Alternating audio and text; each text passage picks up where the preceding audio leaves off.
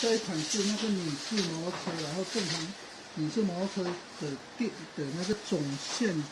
它有这一个接头，然后把它拔掉。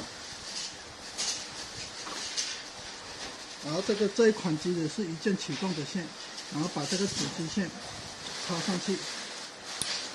然后这是喇叭，然后喇叭接头对插。 然后这一条是那个一键启动的线，一键启动的线呢，这个接头跟主机线的这个接头，然后插在一起，然后找个空旷的地方，随便把它装上去，然后这一条主机上面这一条是天线，然后把它往外放。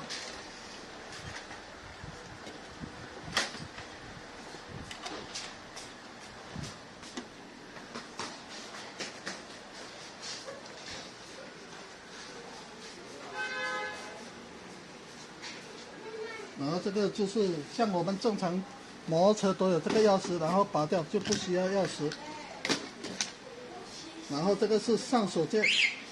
摩托车进入报警，这个灯就会关掉。然后解锁，然后启动的时候，这个按一下这个一键启动，摩托车就会启动了。但是呢，现在有一键启动这个功能就不需要这个钥匙，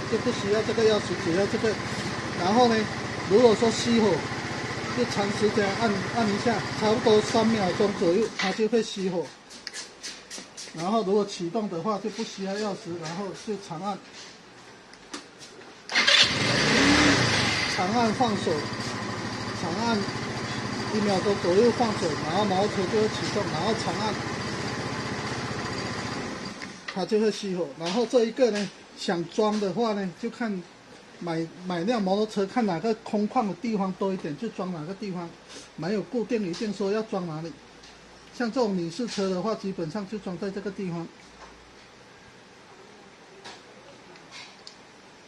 这里有个这个插头，像正常要么就装这样子装。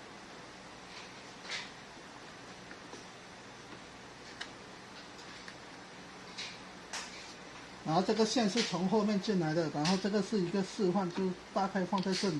或者说放在这边也可以，放在这里也可以，就看客人买辆车，看哪个地方空旷一点，然后就这样子安装就可以。好。